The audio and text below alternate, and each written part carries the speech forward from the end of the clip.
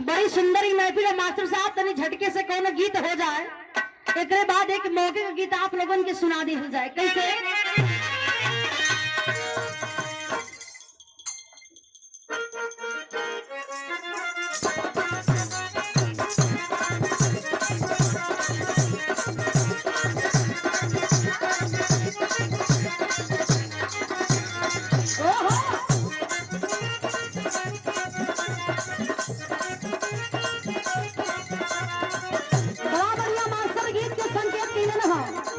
दीवाना जी की ओर से गीत आप लोग सुन रहा कि कौनो नाचे वाली रहल, बेचारी बड़ी शरीफ रहल, ओके खाली है अपने कला से मतलब रहल।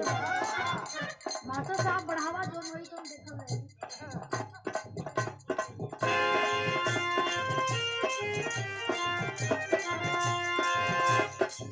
गौर करेंगे कौन नाचे वाली रहल, शराबी लड़का ले जा करके 5,000 ले करके 2,000 नोट दिखावा ताकि हमारा नहीं सुना, जितने शॉर्ट करा चुकू उतने रुपया मिल ली। लेकिन नाचे वाली कहे लगल कि खाली तोहरे पैसा कम के लालच नहीं हो, जो हमारा काम बा काम करो, पेमेंट तय है, पेमेंट तो सवेरे मिलबे करी, सट्टे नहीं है। लेकिन घर कोनो लड़की लड़का में बड़ा बड़ा दिन से प्रेम चलत रहल, पकड़े लेकिन ये प्रेम रोग केहू के न पकड़े। ये प्रेम रोग इतना खतरनाक चीज है, इतना खतरनाक चीज है कि एक आज ले कोनो दवाइये न बनल हो। बनबो गई तरेल के तरे की मिला जा। सही बात है, जो लड़की लड़का का प्यार न मिल पावत बा, बेचारा प्यार में इतना पगला जात होगी, खाली रेल का पटरिया दिखाइए देता कितना टंकी पर से कूद जाते हो चढ़ के। गौर करी हम लड़की लड़का में बड़ा दिन से गहरा प्रेम रहल, बड़ा संजोग बढ़िया बैठल कि दोनों का बियाह भी हो गई। लेकिन लड़कियां इतनी चलाक रहा कलश के सुना सुना प्यार तक कैले बड़ा, लेकिन जब तक बियाह ना हो रही तब तक हमारे वो उंगली भी तू ना छू सकेला। Don't touch my body, body नहीं छूने दूंगा। जब बियाह हो जाई तोहरा के फूल परमिशन में ही बियाह हो गई। अभी शाम का 4-5 बजे का लड़का बेचारा जाके तुरंत बैठ करके कहता कि का हो रानी, बड़ा इंतजार करौले बड़े, बॉडी छुए आ गई।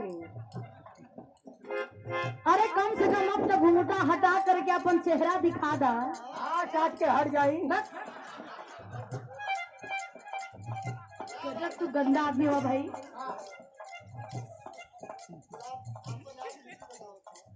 इनके संग ये कुल भयल हका करवा तो वही तरह ठरक गई।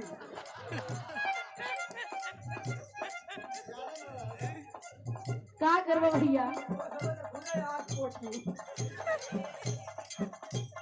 बेचारों का बिया बड़ा कम उम्र में हो गई हो, लेकिन आजकल के जनरेशन के देख के कुछ अनुभव दिन के होइए गई हो।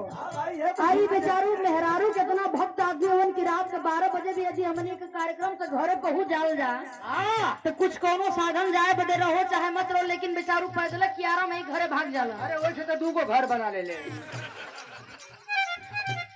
गौर करी हम लड़कियां समझावत है कि बियाह हो गई बा, इतना परेशान काहे होता रहा, जा तनी तोहरे तुहार दोस्त मित्र बड़ा सबसे मिलजुल के यहाँ राती के आराम से भेंट हुई। हाँ एगो फुहरी मार के जा। अरे महाराज माने फुहरी माने का होला?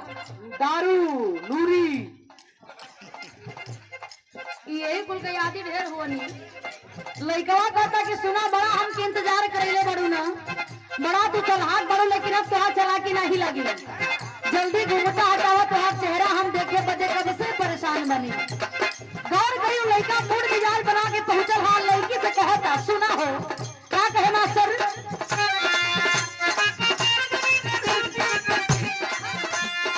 ये कहे चलल बा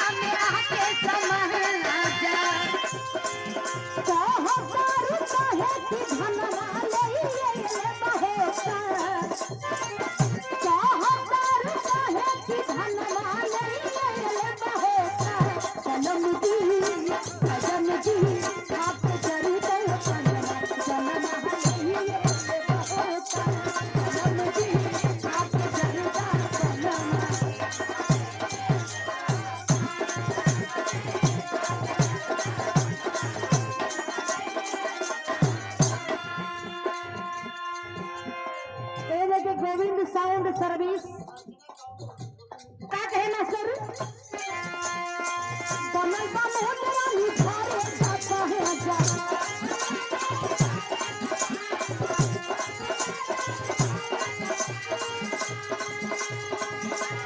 लहे से कोरवा में आके समा जा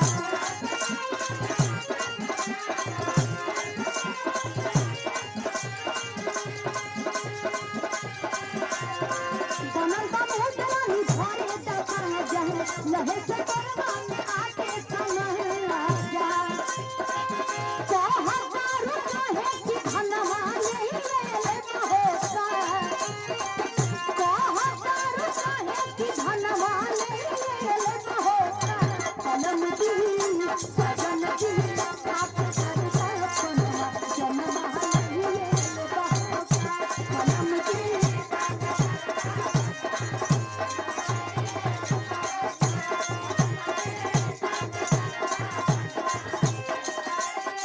इस भाव पर मनोज सिन्हा जी के द्वारा पहले बनी ऐसे भी आजकल का लड़का कुल इतना लड़चुआ हो गल हुआ चुहा के फेंक दे खबर हो जाता एक आध दूगो लड़का लड़की भी घर में हो जात हुवन लेकिन खान पान बढ़िया बा ठीक ठाक बॉडी बनल हो एक नंबर का फर्स्ट क्लास का बार झाड़ करके आज जब रोडे पर निकलत हुन जब ध्यान दूसरा के तरफ बाहर वाली की तरफ जब पड़ता कहत हुन कि अपन वाली रोज का तो है लेकिन जो है बाहर वाली हो मार बढ़िया हाथे कहिया लगी